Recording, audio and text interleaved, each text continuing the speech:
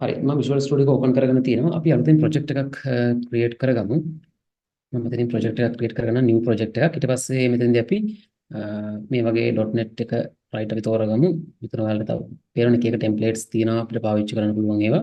හරි අපි .net එක අරගෙන මෙතනින් console ප්‍රොජෙක්ට් එකක් තෝරගමු. මෙතනින් C# ප්‍රොජෙක්ට් එක. හරිද? C# තමයි අපි පාවිච්චි කරන්නේ. ඊට පස්සේ next ගිහිල්ලා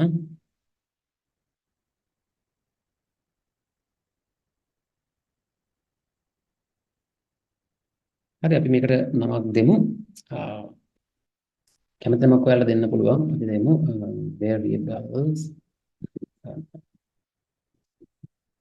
lesson කියලා. හරි variables lesson. මේ වගේ අපි දාගමු. ඊට පස්සේ ඔයාලට කැමති තැනක save කරගන්න පුළුවන් මේක. ගැටලුවක් නැත්තේ නෑ. ඕනම තැනක desktop එකේ කොහේ හරි save කරගන්න. solution name එකත් create වෙලා තියෙනවා. ඒකත් okay. ඊට පස්සේ අපි මෙතනින් project එක create කරගමු. හරි එතකොට මේ විදිහට තමයි අපිට මේ Visual Studio එකේදී C# project එකක් නැත්නම් C# අපි වැඩ කරන්න පටන් ගත්තාම දකින්න තියෙන්නේ මෙන්න මේ විදිහට.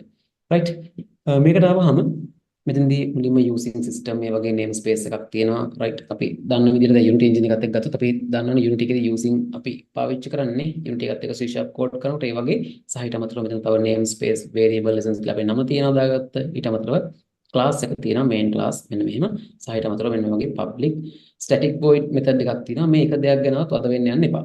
හරි අපිට මේවා ගැන වද වෙන දෙයක් නැහැ. මේවා එහෙම තිබිච්චාව එක ප්‍රශ්නයක් වෙන්නේ නැහැ.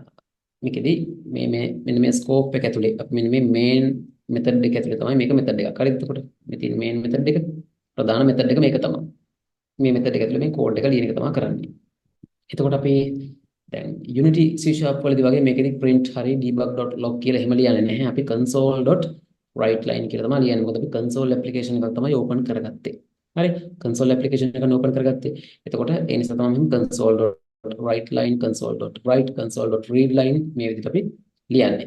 අපිට ඊට පස්සේ මේක run කරලා බලන්න පුළුවන්. මෙන්න මෙතන play button එක click කරලා බලමු අපි මේක print වේද කියලා. හරි ඔයාලා වෙනවනේ hello world කියලා print වෙනවා. ඉතින් මේ විදිහට ඔයාලට කැමති ඕනම එකක් අපිට print කරගන්න පුළුවන්. නැත්නම් මෙතන click කරලා අපිට පුළුවන් type කරන්න මේ වගේම console.writeline විදිහට මේකෙදී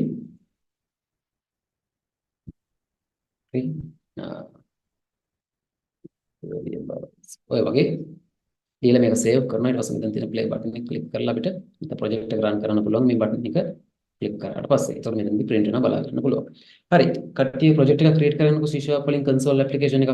මම මෙතනදී class එක tag කරගන්නම් සුපුරුදු පරිදි. එතකොට අපිට මේ scope එක සම්බන්ධ idea එකක් තියෙනවා මොකක්ද කියලා. මේක ඇතුලේ තමයි code කරන දේවල් ටික ලියන්නේ. හරි අපි බලමු අපි කොහොමද variable එකක් create කරන්න කියලා. එතකොට අපි දන්නවා මුලින්ම අපි variable එකක් create කරනකොට අපිට ලියන්න වෙනවා data type එක.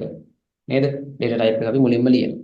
ඊට කලින් අපි Unity වලදී නම් අපි මොකද කරන්නේ access modifier එක දානවා මේ මෙන්න මෙහෙම කියන්නේ access modifier එක දානවා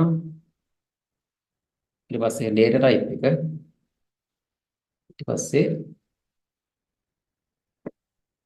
variable name එක සහ finally එක optional ඕනනම් මොකක්ද value එක දානවා කොහොමනේ නේද value එක මේක හරි optional ඒ කියන්නේ value එක දාන්නත් පුළුවන් නැත්නම් ඊළඟ line එකේ value එක assign කරන්නත් පුළුවන්. මේ වගේ එන මුලින්ම access modifier එක දානවා. ඊට පස්සේ data type එක හරි int the float ද එහෙම දානවා. ඊට පස්සේ variable එකට නමක් දෙනවා. ඊට පස්සේ value එකක් දෙනවා. ඔච්චරයි. කොහොමනේ modifier කියන වර වෙන්නේ නැහැ මේ C# වල මෙහෙම code කරනකොට මේකේ පොඩි පොඩි වෙනස්කම් තියෙනවා private සහ public කතාවල. ඒ නිසා අපි ඒක පාවිච්චි කරන්නේ. අපි just මෙතනදී data type එකත් එක තමයි වැඩේ පටන් ගන්න. හරි ඊට පස්සේ අපි code කරමු බලන්න අපි හදමු බලන්න variable එක මම හදා ගන්නවා int ඊට පස්සේ මේකට නමක් දෙනවා මම my first variable my first variable කියලා මම variable name එක දුන්නා ඊට පස්සේ මට ඕන නම් මේකට value එකක් දාන්න පුළුවන් ඔහොම විදිහේ value එකක් ඕන මෙතන දාන්න පුළුවන් එහෙම නැත්නම් මට පුළුවන් ඊළඟ line එකේ මේකට value එක assign කරන්න මෙහෙම my first variable එතනදී මේක equals 5 මෙන්න මේ වගේ හරිද එතකොට අපි මේ වගේ පළවෙනි line එකේ කොහොම variable එක ලියුවම මේකට කියනවා variable එක මේ කියන්නේ අපි declare කරනවා කියලා හරි variable එක declare කරනවා නැත්නම් variable එක create කරනවා අපි actual variable එක හදනවා ඊට පස්සේ මේ ලයින් එකේදී අපි කියනවා මෙහෙම කරාම variable එක මොකද්ද? value එක assign කරනවා නැත්නම් assign value. value එක assign කරනවා. මොනවද කොහොමද? හරි ඔය විදිහට ලියන්න පුළුවන්. එහෙම නැත්නම් මට කෙලින්ම තනි ලයින් එකකින් මේ දෙකම එකම ලයින් එකේ කරන්න පුළුවන්. කලින් මම පෙන්නුවා වගේ end my second variable මෙතනදී declare කරලා value එකත් මම assign කරලා දෙකම එකම line එකේ කරලා තියෙනවා. හරි. ඔය විදිහට තමයි එහෙනම් variable එකක් අපි ලියන්නේ. ඕකේ නේ. ඊට පස්සේ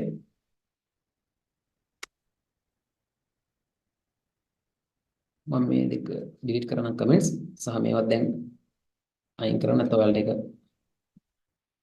සමහරට පැහැදිලි වෙන්න පුළුවන්. ඊළඟට අපිට පුළුවන් මේ variable එකක value එක actually මේ value එක අපි දුන්න value එක තියෙනවද කියන එක proof කරලා බලන්න test කරලා බලන්න පුළුවන්. හරිද? අපිට පුළුවන් දැන් අපි දන්නවා console. එහෙම write line කියලා ලිව්වහම unity එකේ නම් මොකක්ද debug.log. එහෙම නැත්නම් print. දන්නවනේ. හරි. write line දැන් අපි දන්නවා මේකෙත් මට ඕන value එකක් ලියන්න පුළුවන් කියලා මෙහෙම. මේ වගේ වුණා මට value එක ලියන්න පුළුවන් මේ. නේද console.write line කියලා ලිව්වහම මෙහෙම කරලා save කරලා මම මේක